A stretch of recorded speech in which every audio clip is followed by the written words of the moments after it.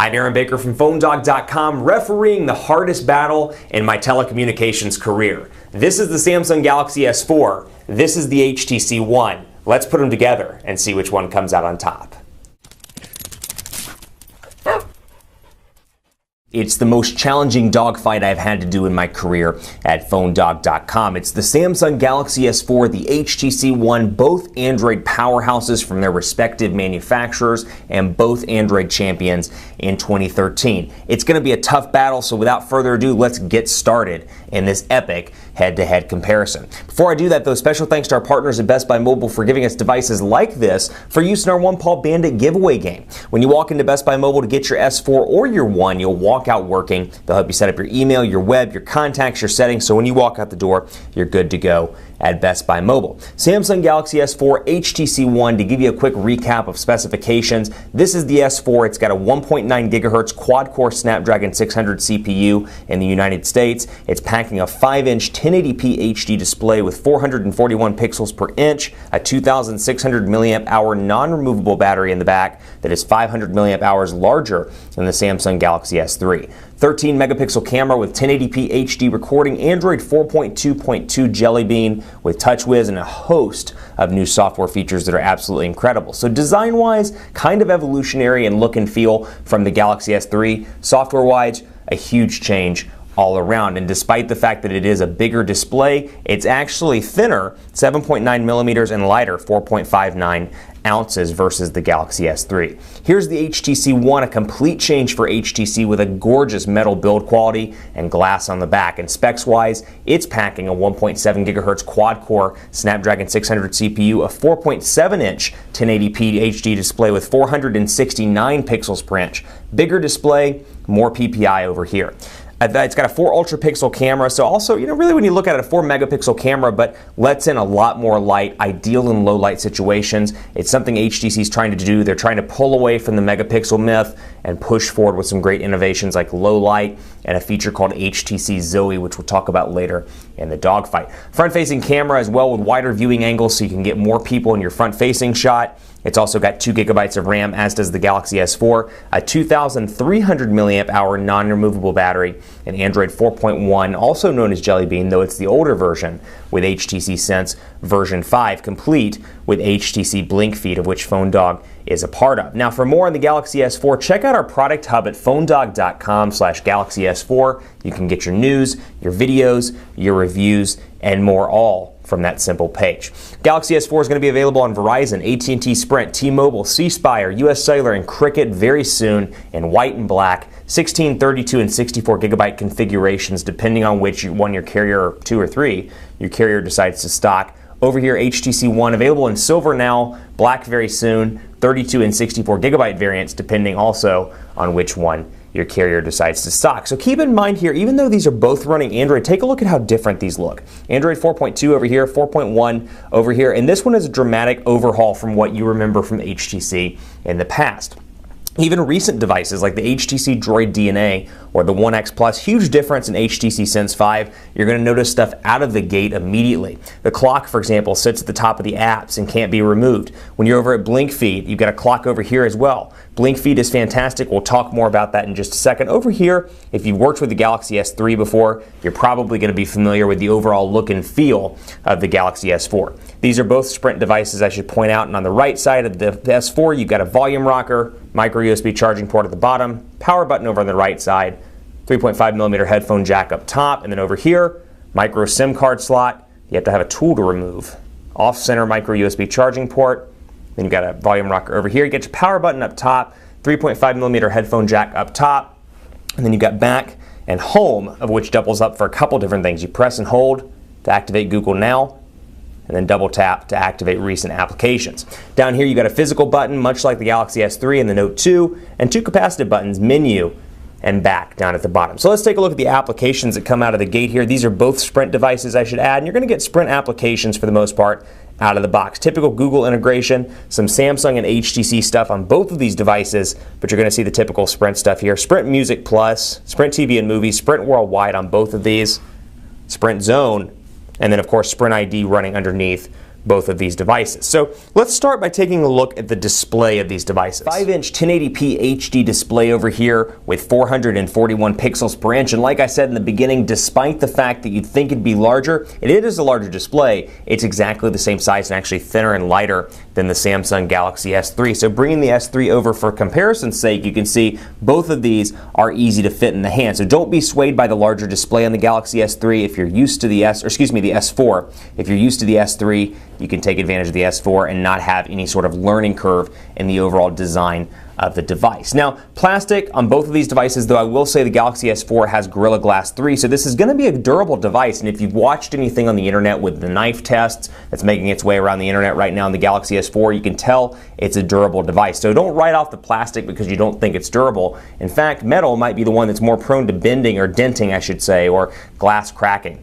The HTC One, though, absolutely gorgeous. A little bit more of a curved nature in the back here, so it fits a little bit differently into the hand, and of course travel on this device is pretty decent as well. It's packing a 4.7-inch 1080p HD display with 469 pixels per inch, so on the pixels per inch ratio, the HTC One wins. That said, more screen real estate over on the Galaxy S4, and I'll tell you, it's absolutely gorgeous. After working with the S3 and the Note 2 as long as we have, it is a night and day difference on the display front, and it's kind of hard to see here in camera, but I'll go ahead and try and show you using, for example, the Play Store icons. We'll put these together and see if we can bring them up so you can at least take a look at what these look like side by side. We'll bring Play Store up here, and we'll bring Play Store up here, and you can really just tell the difference. And the camera may not do it justice, as I often say, but it's an absolutely gorgeous display and huge differences from the S3 and the Note 2. After working with this device for almost a week, it's hard to go back to using the Note 2 or working with the Galaxy S3 just because of the display. Now, Android 4.2 over here, Android 4.1 over here, huge software innovations over on the Samsung side. For example, AirView over here, we can click on this and take a look, and some great software value adds, and they continue on the Galaxy S4, and they've actually gotten better in a lot of cases. Samsung has taken the S3, the Note 2, and the Note 8.0 and kind of fused some of the great stuff of all of those together into the Galaxy S4. Information preview, progress preview, speed dial preview, and web page magnifier are all part of AirView now. So for example, I can come into Gallery and take a look at the Galaxy S4's Gallery. Say that 3 times fast, the Galaxy S4's Gallery. And I can do the motion stuff, which I'll show you in just a second, but this is super cool. I can hover over it without actually touching it, much like the Note 2's S Pen, and see what's in the album without actually opening it up. You can do that with all of these. And then of course, there's the motion stuff as well. I can swipe back and forth between pictures without actually touching the display. It's a fantastic feature as well. Now, the HTC device doesn't have these features. What it does have is Blink Feed and HTC Zoe, and we'll talk about those in just a second. So we'll go in here to Settings, and we'll go back and take a look at Smart Screen, and you can see Smart Scroll, which is another favorite on the Galaxy S4, where when your eyes have been detected, the screen will scroll according to whatever angle you want it to go. So up or down, we can use a web page, for example, and we'll actually load up the web browsing on both of these so we can take a comparison here. And I should point out, Samsung and the HTC both have LTE capabilities. HTC One, Samsung Galaxy S4 on Sprint, and Sprint does have 4G LTE in the Dallas Metroplex, so you are getting 4G LTE speeds, although I will say I've had some issues in my office with both of these devices. HTC also has boom sound speakers on the front, which I think is a fantastic idea because you can listen to your music and the speakers aren't on the back, so it's actually projecting out towards you, which is a great benefit. But what I was going to say with this, you can see when it detects my eyes, this will light up green, and it's kind of hard to do on camera, as I've discovered today as I'm shooting all these videos. Let's see if we can get this to show up. And there we go. So I go up, down, up, and let's see what else we can do here. Down. And you get the idea with that. And then of course I can use my gestures, my air gestures, to move back and forth between active windows. And of course I can use my fingers to scroll up and down. So they've taken those software value adds to a whole new level with the Samsung Galaxy S4. Otherwise, pinch and zoom, very responsive over on both the HTC One and on the Galaxy S4. These are both running Snapdragon 600 CPUs. For more on these devices, individual performance, look and feel, be sure to check out the reviews of both of these. The Dogfight is more about head-to-head comparison between features on the two devices. And I just moved that back. Let's go ahead and go back to Phone Dog. There we go. And so you can see, again, HTC keyboard here. And the HTC keyboard, huge changes in the look and feel of this keyboard. And you can see how fast this device is all around. Love the keyboard over here. This is one area Samsung still needs to improve on. Their keyboard is not the best in the world by any stretch of the imagination. And actually, to get a better idea, let's go ahead and jump into messaging on both of these devices and take a look at our sample messages, for example. And I could say, hey, the quick brown fox, I'll just say, hey, the quick brown fox.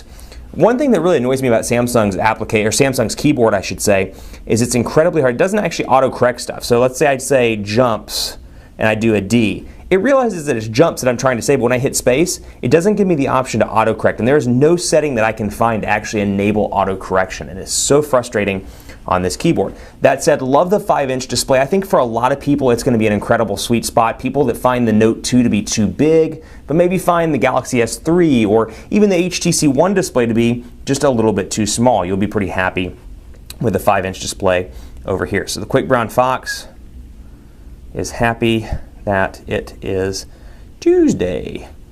And very, very nice to use. The autocorrect is fantastic on this. This is the best HTC keyboard and actually one of my new favorite Android keyboards. Didn't care for Sense 4's keyboard. Sense 4 Plus got progressively better. This is absolutely fantastic. One of my favorite features about this device, believe it or not, is the keyboard. Really impressed all around with the look and feel of that. But also, go ahead and continue to jump back here. We'll talk about some of the value adds you get over on HTC as well. This is called HTC Blink Feed, and basically where HTC is trying to angle this, they're saying, you know what, you're at the bus stop, you're getting into a cab, you pull out your phone, you got about 20 seconds. It's hard to log into Facebook and Twitter and really see anything in 20 seconds.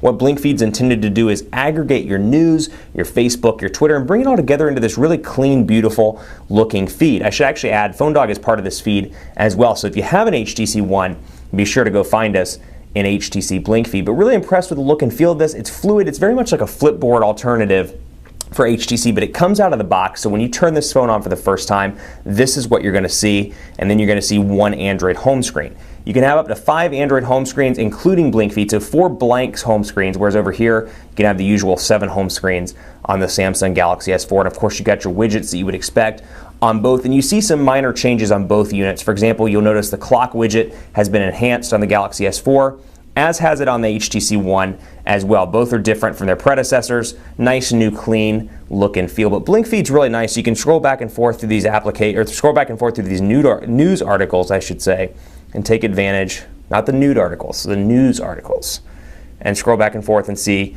you know what, let's look at this one, for example, from Engadget. Be Awed by Skyrim. You can read through it, click back, and you can jump in the cab and quickly see the news as you want to see it without having to actually open the application. That's a great benefit here. And of course, you get personalization choices on both of these devices. We'll go back into messaging so you can see here, not only can I customize the text boxes, let's go down here into settings as well.